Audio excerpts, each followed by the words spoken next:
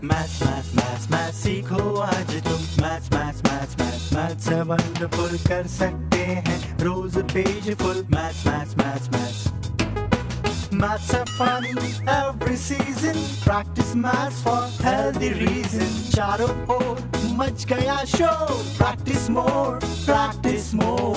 Maths, maths, maths, maths, maths, maths. Wonderful maths. सीखो आज तुम maths.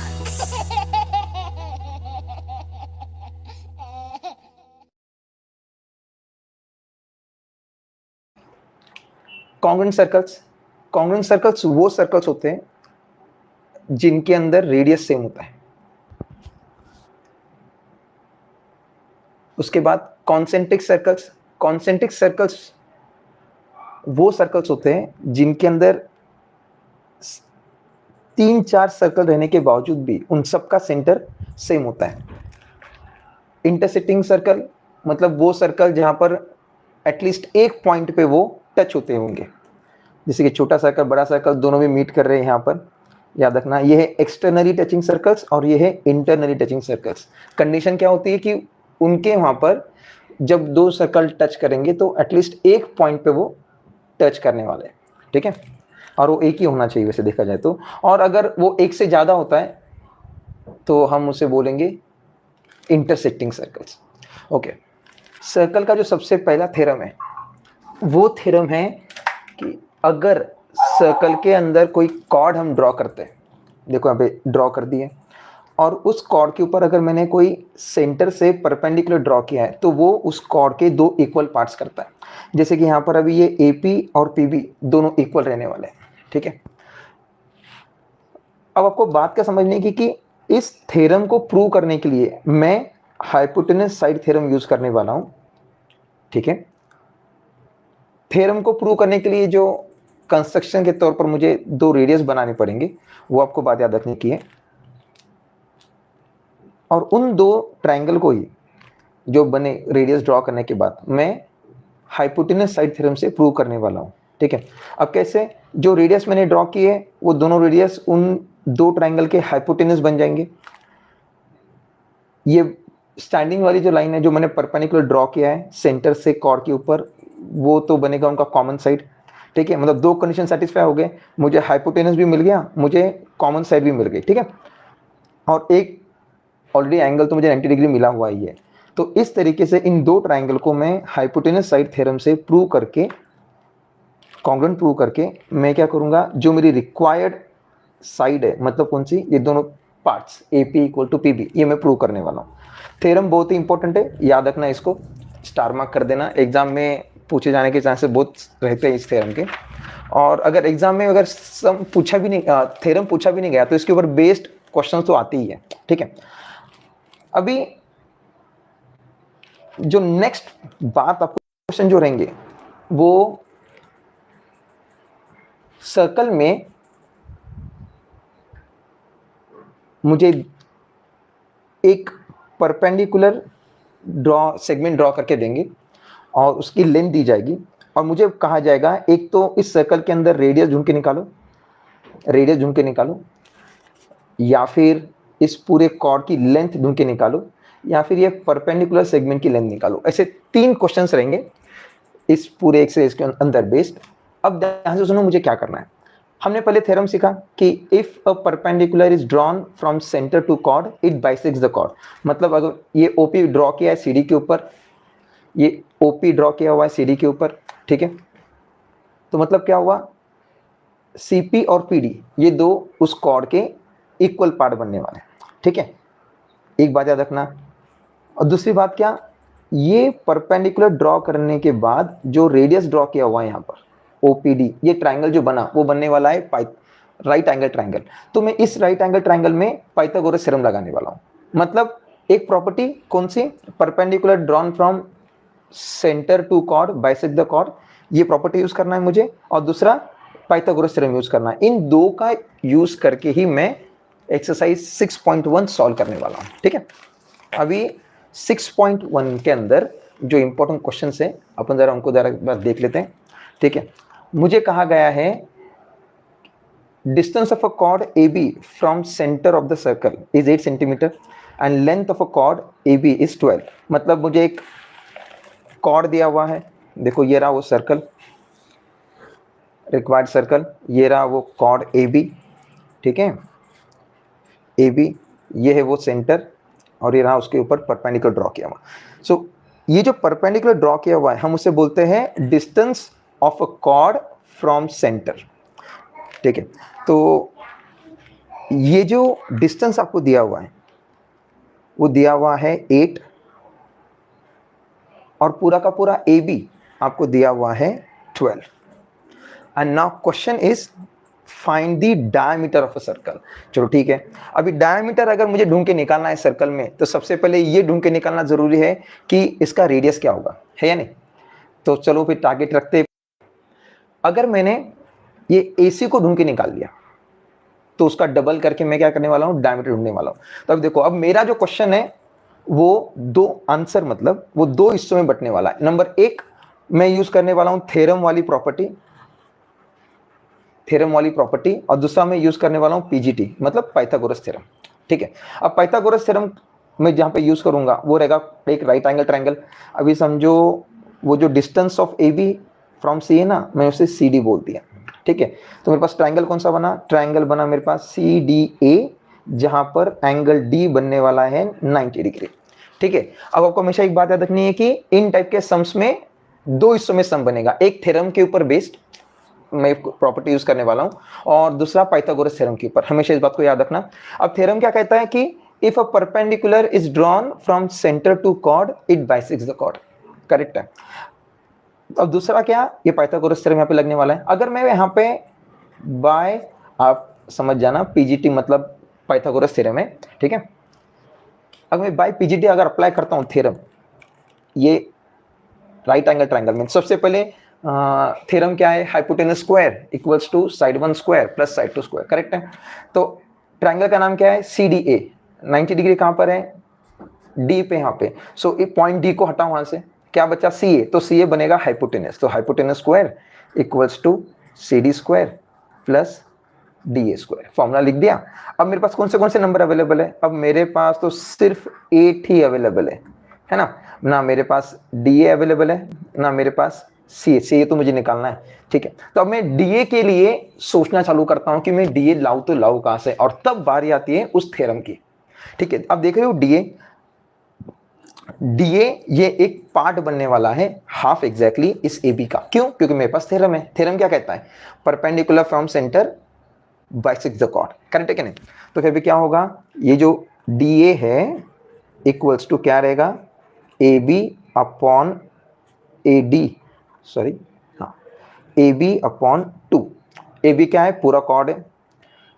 अब प्रॉपर्टी क्या रहेगी, इसका रीजन क्या देना है मुझे, perpendicular from centre to chord bisects it वो रहेगा 6 सेंटीमीटर, है ना. हो गया. अब मुझे DA मिल गया. अब ये DA मैं यहाँ पे यूज करने वाला हूँ, तो बनेगा 6 स्क्वायर. 8 का स्क्वायर होता है 64, 6 का स्क्वायर होता है 36.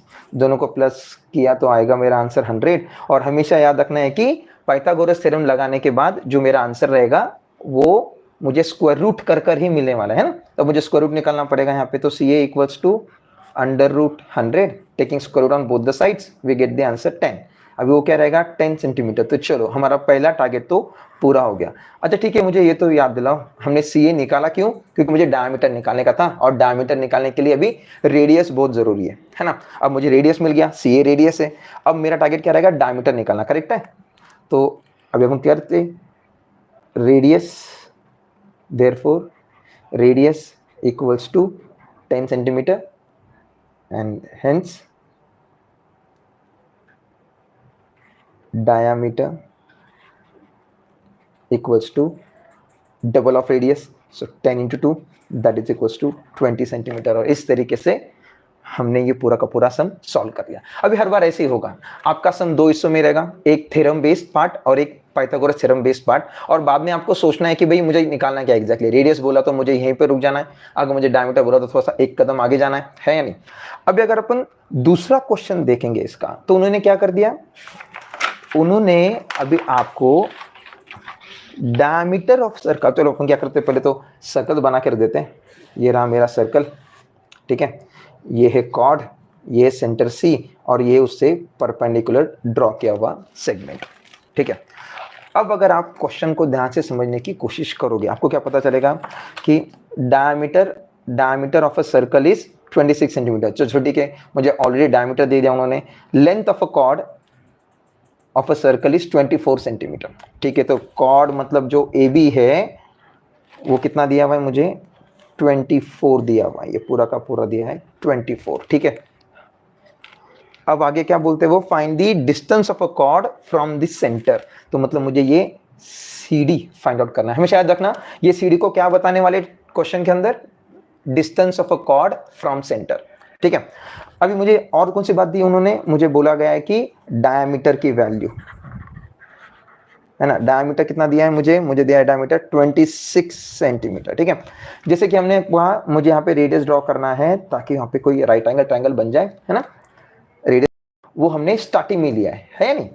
अब क्या होगा फिर, radius equals to 26 upon 2, half of the diameter, and that gives me the answer 13 centimetre. तो मेरे पास radius equal to CA equal to 13 centimetre आ गया। एक हिस्सा तो हो गया सॉल्व, ठीक है। हाँ, अब अपन फोकस करते हैं कि हमारे पास क्या क्या अवेलेबल हुआ है। मेरे पास AB है और हमने ये 13 सेंटीमीटर अब ये भी निकाला है ना। अब क्या करना है मुझे, जैसे कि मैंने बोला सम 2 हिस्सों में सॉल्व होगा, और मेरा टारगेट क्या निकालना है मुझे निकालना है ये CD की वैल्यू, है ना। मुझे निकालनी है CD की वैल्यू। तो अब मुझे क्या करना है, एक है theorem based, THM shortcut for theorem, and दूसरा रहेगा मेरा ट्रायंगल का नाम, है ना, in triangle ACD angle D equals to 90 degree, ठीक है। और यहाँ पे मैं लगाने वाला हूँ बाय PGT। तो आप याद रखना भाई साहब का नाम पाइथागोरस है, बाय पाइथागोरस थ्योरम, ओके। कैसे पहचाने का, हाइपोटेनस का नाम एंगल D 90 डिग्री है, तो ट्रायंगल के नाम में से D को हटाओ, क्या बचा AC। तो AC या CA व्हाटएवर इट इज, हम उसे क्या बोलने वाले, स्क्वायर, जो बनेगा hypotenuse. Hypotenuse is a side which is opposite to 90 degree. तो उसको ढूंढ के निकालने की शॉर्टकट याद रखना इसे। अब क्या करना है मुझे, फिर AC हाइपोटेनस बना तो बचा क्या, AD and CD, AD square plus CD square. चलो अब इसमें से क्या क्या अवेलेबल है मेरे पास AC अवेलेबल है, करेक्ट है, जो हमने यहाँ पे ढूंढ के निकाला, AC equal to 13 square. AD है क्या मेरे पास अवेलेबल, नहीं, तो जो मुझे कहाँ से मिलेगा, देखो AD ये AB का एक पार्ट है ना, तो मतलब मुझे वो इस थ्योरम की प्रॉपर्टी या कैलकुलेशन करने के बाद मिलने वाला है ना। देखते हैं, और CD तो मुझे निकालना है, वही तो क्वेश्चन है। चलो अभी लग जाए काम पे। अब बारी आई थ्योरम की। क्या बोलता है थ्योरम, कि परपेंडिकुलर अगर ड्रॉ करते हैं सेंटर से कॉर्ड के ऊपर तो उसके वो 2 एग्जैक्ट इक्वल पार्ट करेगा, है ना। अभी क्या होगा, फिर मुझे निकालना है AD उसी का हिस्सा है, तो अपन कैसे करेंगे फिर, AD स्क्वायर इक्वल्स टू, आगे क्या होगा, हाँ, कॉर्ड का हाफ, मतलब सॉरी AD स्क्वायर नहीं, सॉरी सिर्फ AD equals to AB upon 2, मतलब कॉर्ड का हाफ। प्रॉपर्टी क्या रहेगी, perpendicular from center to chord bisects the chord। तो AD की वैल्यू होगी 24 डिवाइड बाय 2, जिसका आंसर आएगा 12 सेंटीमीटर, करेक्ट है। अब आ गया भाई, अब मेरे पास AD भी आ गया है, AD का भी कैलकुलेशन पूरा हो गया। अभी फिर AD की वैल्यू मुझे यहाँ पे पुटअप कर देना है, वो आया 12 का स्क्वायर, ठीक है। तो 13 का स्क्वायर होता है 169 equals to 144 plus CD square. अब बारी आती है बेटा, आपको तो कुछ रूल याद होंगे, इक्वेशन इन वन वेरिएबल। जब हम सॉल्व करते थे हमने क्या सीखा था, समथिंग लाइक दिस, कि जो भी टर्म मुझे निकालना है, जहाँ पे CD निकालना है मुझे, है या नहीं, मुझे क्या करना है, उसके साथ जो भी नंबर रहेगा वो इक्वालिटी की दूसरी ओर जाएगा, मतलब number without letters will be kept on one side. तो 169 के पास 144 जाएगा, पर ये 144 जब ये इक्वालिटी क्रॉस करने वाला है, इसकी ओरिजिनल संख्या है यहाँ पे प्लस, तो वो जाएगा नेगेटिव में। तो मेरा आंसर रहेगा 169 माइनस 144। चलो एक बात हमेशा के लिए याद रख देना कि अगर आपको ऑलरेडी हाइपोटेनस दिया हुआ है और दूसरी कोई साइड निकालनी है तो आपको सब्ट्रैक्शन करना होगा। अभी दिमाग में बस गांठ बांध के रख दो आप। अब इसका सब्ट्रैक्शन का आंसर कितना आएगा? यस, वो रहेगा 25। करेक्ट है। 5 और 4 9, 4 और 2 6 हो गया। टैली कर लिया मैंने। BC स्क्वायर लिखो या CD स्क्वायर लिखो, फर्क तो कुछ पड़ने वाला है नहीं। आप आगे जाओगे, अगर आप आगे सोचोगे तो क्या होगा, फिर इसका स्क्वायर रूट निकालना होगा। 25 इक्वल टू CD, और जब स्क्वायर रूट निकालोगे मेरा आंसर रहेगा 5 सेंटीमीटर इक्वल टू CD। फिर आंसर लिखना मत भूलो बेटा। अब आंसर क्या रहेगा? द डिस्टेंस या length of perpendicular drawn from centre to chord is how much? 5 centimetre. हो गया। मतलब जैसे कि मैंने बताया आपको कि दो हिस्सों में सम होगा, एक रहेगा थ्योरम वाली प्रॉपर्टी पर बेस्ड, दूसरा रहेगा पाइथागोरस थ्योरम को इस्तेमाल करना है। ठीक है। अब दो सम तो कर दिए हमने। एक में डायमीटर ऑलरेडी दिया था तो हमने उस डायमीटर से रेडियस निकाला। फिर पहले तो टारगेट करो पाइथागोरस थ्योरम को, आप वहाँ पे पूरा एक्सप्रेस कर दो, उसे लिख दो, फिर सोचो कि इसमें कौन सा मिसिंग है। वो मिसिंग वाला मतलब आपको वो थ्योरम से निकालना होगा, अगर आप ऑब्जर्व करोगे डायग्राम को तो। ठीक है। अब ये हुई आपकी एक शॉर्ट की इसको समझने की। अभी आपके 6.1 में से हमने ये फर्स्ट ये सेकंड ये दोनों भी सॉल्व कर दिए। करेक्ट है। अब तीसरा जो क्वेश्चन है वो कुछ वो कितना है? 30 डिस्टेंस ऑफ कॉर्ड। ठीक है। अब फिर होगा क्या? हाँ, तो मतलब अगर आप डायग्राम अगर बनाओगे इसी इन्फॉर्मेशन को लेकर तो क्या पता चलेगा आपको कि ये रहा वो कॉर्ड जो हम हमेशा लेते हैं AB, ये रहा सेंटर C, वहाँ से निकाला परपेंडिकुलर, और ये रहा वो रेडियस। ठीक है, C है, और ये रहा CD वाला जो हिस्सा हम हमेशा ले रहे हैं। अभी distance of a cord from this centre कितना बोला है? 30। तो मतलब आपको ये जो डिस्टेंस है वो बोला गया है 30। ठीक है। और आपको बोला है कि रेडियस इज 34। 34 मतलब क्या? CA इज द रेडियस, तो वो रहा तुम्हारा 34। हो गया। अब आपको क्या करना है? क्वेश्चन है कि कॉर्ड की लेंथ निकालो। बस अभी आप क्या करोगे? सीधा टारगेट करोगे पहले पाइथागोरस थ्योरम को, वैल्यू पुटअप करोगे, और फिर आपका आंसर कितना आएगा?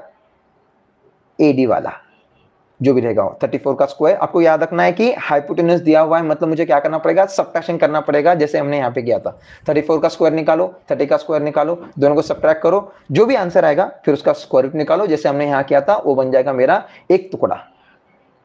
ठीक है, एक टुकड़ा बन जाएगा मेरा कौन सा? AD का। और जैसे मुझे AD मिलता है तो फिर ये थ्योरम का इस्तेमाल करके मुझे क्या करना है? इंटू 2 करना है उसे, ताकि डबल हो जाए। है नहीं? अगर डबल हो गया तो बस बात खत्म हो गई, आपका आंसर आ गया फिर इजीली एकदम।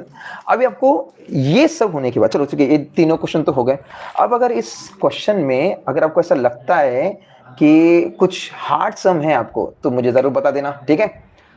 मैं चैट में देख रहा हूँ कोई है, कोई दे रहा है सम नंबर, देख लेना बेटा।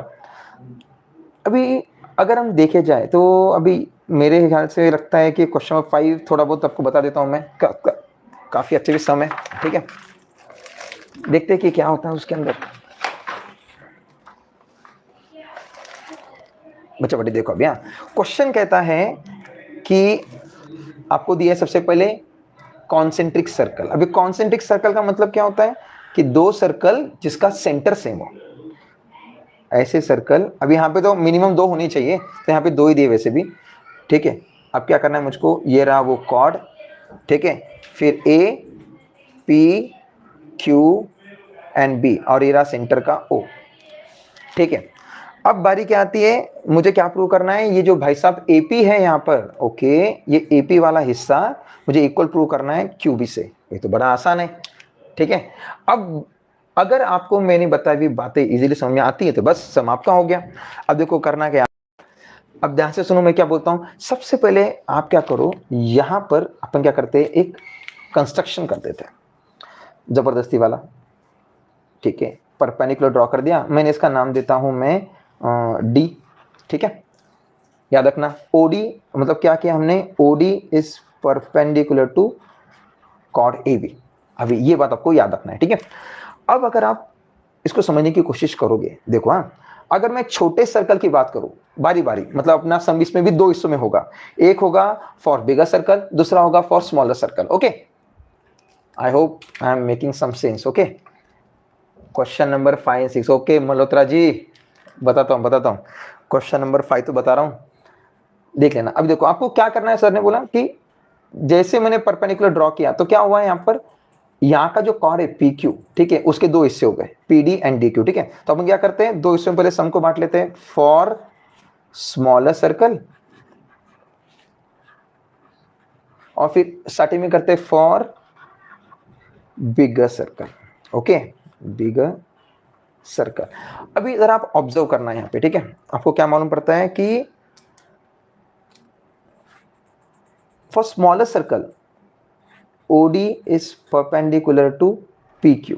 अब इसका रीजन क्या रहेगा पता है आपको, A dash P dash D dash Q dash B।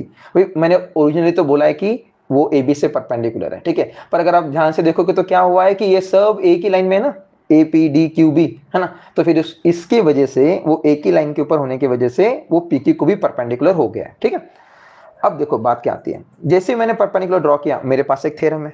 क्या बोलता है थ्योरम कि वो जो कॉर्ड है PQ उसके दो हिस्से हो गए, करेक्ट है कि नहीं, वो क्या 2x समझ लो। ठीक है, क्यों, क्योंकि अगर देखोगे ध्यान से, जैसे परपेंडिकुलर ड्रॉ किया है तो इस कॉर्ड के जो इंटरनल कॉर्ड है, छोटे वाले सर्कल के लिए समझो, उसके दो हिस्से हो गए, PD इक्वल टू DQ हो गया। अब याद रखना इसकी प्रॉपर्टी क्या रहेगी, वो same, perpendicular from centre to chord बाय 6 द कॉर्ड। मैं बार बार बोल रहा हूं कि ये मैं जानबूझ के पूरा थ्योरम बता रहा हूं आपको ताकि फिर जहन में बात बैठ जाए, बाय 6 the chord perpendicular to AB, ये मुझे बताया गया है। तो क्या होगा फिर, उसके हिस्से कैसे रहेंगे, AD इक्वल्स टू DB बनेगा ना, है या नहीं, करेक्ट है कि नहीं। तो ये क्यों बना, सेम तरीका, उसका रीजन तो सेम ही रहेगा, परपेंडिकुलर। अब मैं डैश कर देता हूँ, आप बस होशियार हो, समझ जाओ क्या लिखना है करके, यहाँ पे सेम प्रॉपर्टी यूज होगी।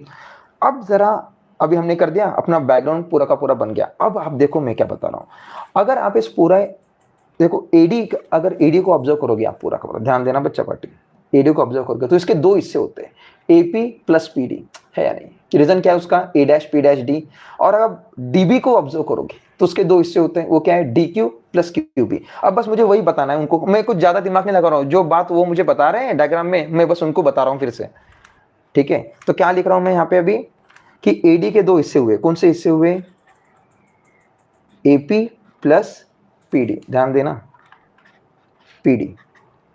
ठीक है, और DB के भी दो हिस्से हुए, कौन से, DQ प्लस QB। अच्छा ठीक है, इसका रीजन क्या है, पूरा का पूरा वही जो ये लिखा था ना लंबा चौड़ा, वही रीजन है उसका, A dash P dash D and D dash Q dash B, भूलना नहीं। ठीक है, अब मुझे क्या करना है, वैल्यू पुटअप करना है। कौन सी वैल्यू पुटअप करना है पता है आपको, ये देखो ये x जो लिखा है ना मैंने, तो समझो इसको मैंने नंबर 1 दे दिया है। ठीक है, अब क्या होगा, ये PD के जगह पे देखो अभी आप, AP plus x equals to DQ की वैल्यू क्या है, x है फिर से, तो x प्लस QB। अब बस अभी आपको तो पता है कि x हो गया, मुझे x को सेम तरफ करना है, और जब ये x ये सब में शिफ्ट हो जाएगा तब क्या जाएगा, वो हो जाएगा नेगेटिव में, करेक्ट है कि नहीं, और जब ये नेगेटिव में जाएगा तब ये दोनों x कैंसिल हो जाएंगे। मतलब अगर आप बिना शिफ्ट किए भी उसे कट कर देते हो तभी भी राइट है, x का हरिओम, बचा क्या, AP इक्वल्स टू QB, और वही तो था मेरा टारगेट, है या नहीं। एंड एकदम प्यार सा सेंटेंस, हेंस प्रूफ, सम खत्म हो गया, समझे। मतलब क्या किया हमने, देखा जाए तो एक ही प्रॉपर्टी का यूज किया, कौन सी प्रॉपर्टी थी वो, perpendicular from centre to chord बाय 6 द कॉर्ड। और क्या, छोटे वाले सर्कल लिया, उसके अंदर प्रॉपर्टी लगाई, दो हिस्से हुए, PD इक्वल टू DQ, और उसको x बोल दिया। ठीक है, उसको नंबर 1 भी दे दिया। फिर बिगर सर्कल की बारी आई, वहां पे देखो एक और बात ऑब्जर्व की, वो कौन सी थी, बिटवीननेस की प्रॉपर्टी। क्या थी प्रॉपर्टी वो, कि ये जो AD वाला हिस्सा है वो क्या है, AP प्लस PD, और जो BD वाला हिस्सा है वो क्या है, DQ प्लस QB। बस मैंने वही बातें फिर से यहाँ पे बता दी, AP plus PD equal to DQ plus QB, और फिर जब वैल्यू पुटअप की x कैंसिल हो गया, बचा क्या, AP इक्वल टू QB, और फिर बिंगो, सम इज डन, हो गया। और इस तरीके से हमने ये 5th वाला क्वेश्चन भी सॉल्व कर दिया है नहीं।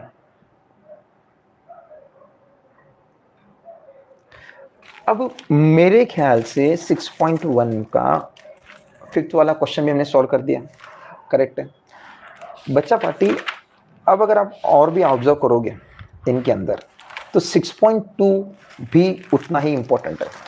अच्छा मेरे आज के लिए हम इतना ही करते हैं, कल हम फिर से लाइव जाएंगे। कल लाइव होगा अपना मॉर्निंग 10 o'clock, और उसके बाद फिर अपन इसके रिमेनिंग सम भी कर लेते हैं। तो आज के लिए इतना ही, बाकी हम कल करेंगे बच्चे।